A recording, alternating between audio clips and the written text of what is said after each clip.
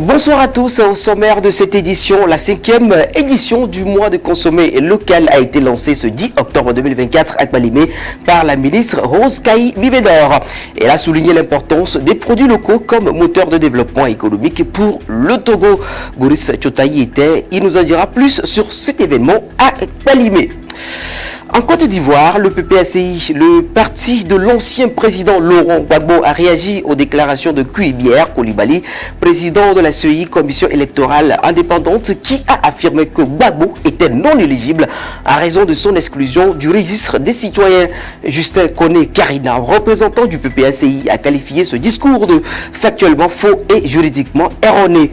Notre correspondant Armand Blédou est en place. Voilà l'essentiel en titre. Merci de choisir One TV pour vous informer. Bienvenue.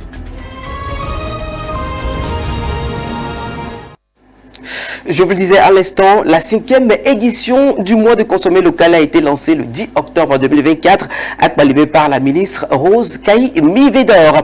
Elle a souligné l'importance des produits locaux comme moteur de développement économique pour le Togo et a appelé la population à les privilégier. La cérémonie a permis aussi de faire le bilan positif des 4 années précédentes. Boris Chotayi était, voici son compte rendu. L'objectif visé par cette initiative est d'intensifier les actions de promotion de la consommation de biens et services locaux en appui aux autres actions entreprises tout au long de l'année. Nous en sommes déjà à la 5e édition. Les 4 premières éditions nous ont permis d'enregistrer des retombées bénéfiques pour tous les acteurs de la chaîne de la consommation locale, notamment les producteurs, les transformateurs, les distributeurs et les consommateurs. En effet, ces 4 premières éditions ont permis une augmentation de plus de 40% du chiffre d'affaires et le renforcement des effectifs dans certains secteurs tels que la cosmétique, l'habillement, l'agroalimentaire, etc. Ces éditions ont également été l'occasion pour le gouvernement et les acteurs de la consommation locale d'évaluer les principaux besoins des promoteurs et des consommateurs en termes de traçabilité des produits, de qualité, de normes, de packaging, de renforcement de capacité des acteurs et également ça a permis de soulever la problématique du coût des acteurs de produits. 2 mois après donc le décès de Monseigneur Nicodème Anani Bariga, archevêque métropolitain de Lomé, survenu le 4 août dernier, un autre décès en deuil donc l'église catholique. Le révérend père Kasmir Kodo, curé de la paroisse Saint-Lucie de Baguida, est décédé hier en France lors d'un pèlerinage à Lourdes. Cette nouvelle a profondément attristé la communauté catholique. Monseigneur Isaac Gaglo, administrateur apostolique du diocèse de Lomé, a exprimé sa vive émotion et adressé ses sincères condoléances à la famille du défunt, aux évêques du Togo ainsi qu'à toute la communauté chrétienne. Né en 1966 et ordonné prêtre en 1998, le père Kasmir Kodo occupait également les fonctions de délégué épiscopal pour la santé des prêtres et du responsable de la fraternité des prêtres diocésains du Togo. Une autre tragédie frappe de plein fouet la communauté chrétienne.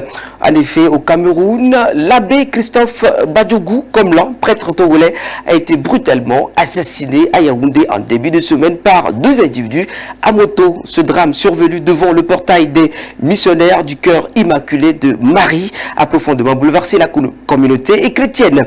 Monseigneur Jean Mbarga, archevêque de Yaoundé, a exprimé toute sa douleur, présentant ses condoléances à la famille et aux fidèles. Ce prêtre destiné à partir en Italie pour une formation était vicaire dans le diocèse de Yaouga. Une enquête est actuellement en cours pour faire la lumière sur ce meurtre tragique. Je vous le disais en titre, en Côte d'Ivoire, le PPACI, le président de l'ancien président, Laurent Gbagbo, est monté au créneau cet après-midi pour répondre à Kuibière Koulibaly, président de la CI, Commission électorale nationale indépendante. Devant les députés hier, celui-ci a réitéré la non-éligibilité de Laurent Gbagbo banni du registre des citoyens jouissant de leurs droits civiques des ministères de l'Intérieur et de la Justice. Justin Koné Karina, qui a donné la réplique à Kuibière Koulibaly, a déploré un discours factuellement faux et juridiquement erroné. Extrait de sa déclaration recueillie par notre correspondant à Abidjan, Armand Blédou. Le discours du président de la CEI est factuellement faux et juridiquement erroné. Je répète, c'est factuellement faux et juridiquement erroné. Il est nullement mentionné et nulle part ailleurs que le président Laurent Gbagbo a été déchu de ses droits civiques et politiques. Le dire, c'est faux. Donc, en visant l'article 3, je dis bien l'article 3, tel que l'a visé M. Kuibière fait du faux. Jamais le président Laurent Gbagbo n'a été déchu de ses droits politiques et civiques.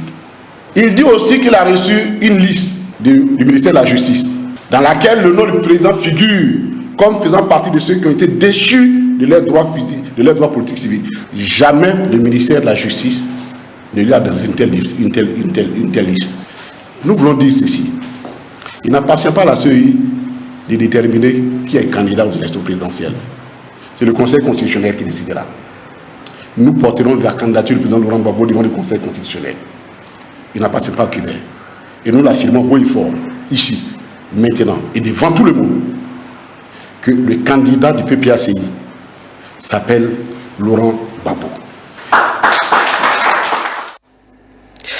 Oui, de la Côte d'Ivoire, nous sommes au Congo. Le secteur de la petite mine en République du Congo peut être une alternative pour la diversification de l'économie. L'exécutif qui ambitionne réglementer ce secteur pour l'intérêt capital a organisé en partenariat avec le PNUD un atelier de renforcement de capacité des artisans et acteurs publics et privés évoluant dans ce domaine d'activité. Pour quel objectif? Drouche Ngolo, notre correspondant à Brazzaville, nous apporte des éléments de réponse. Ils sont à l'école du savoir.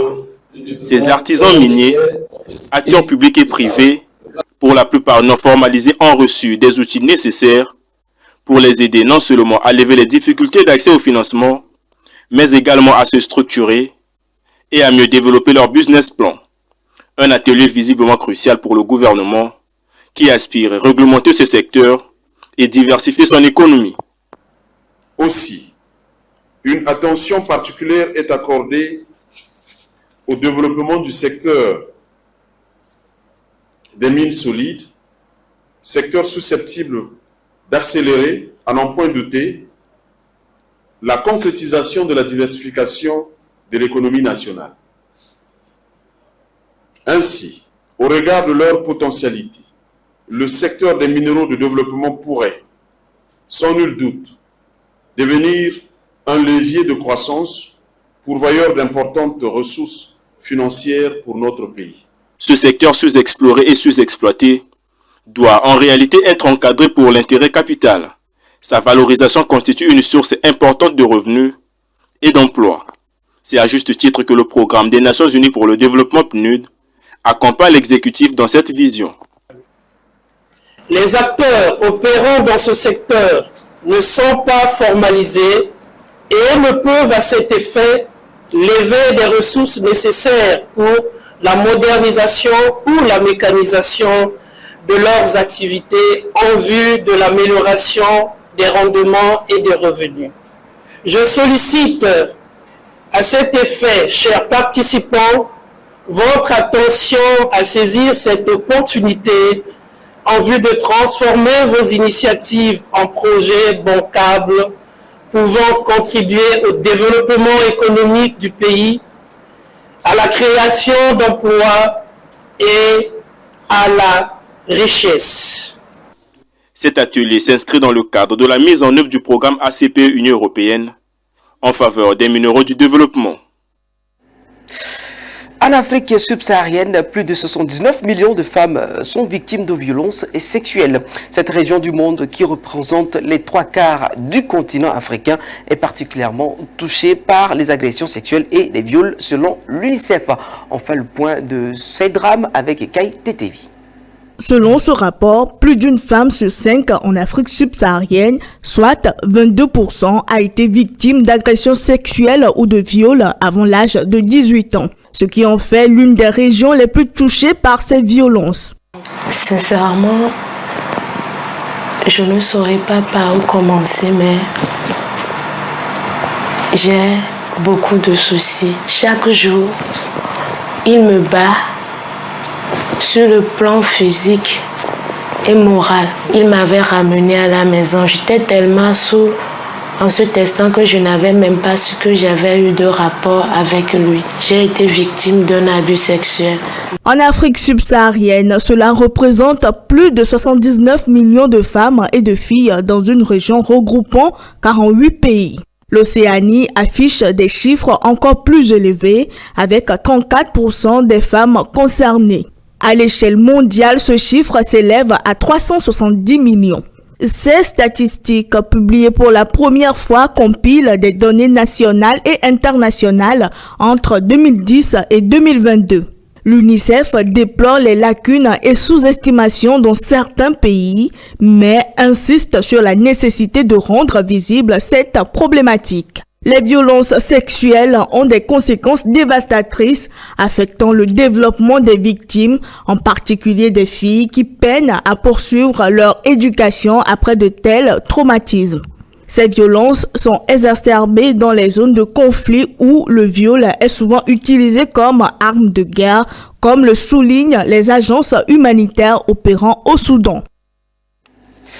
C'est la fin de cette édition. Merci pour votre fidélité à One TV. Tout à l'heure à 20h, vous allez retrouver Félix Soudé Pépéripé et son équipe dans l'émission Échauffement. Bonne suite de nos programmes sur One TV.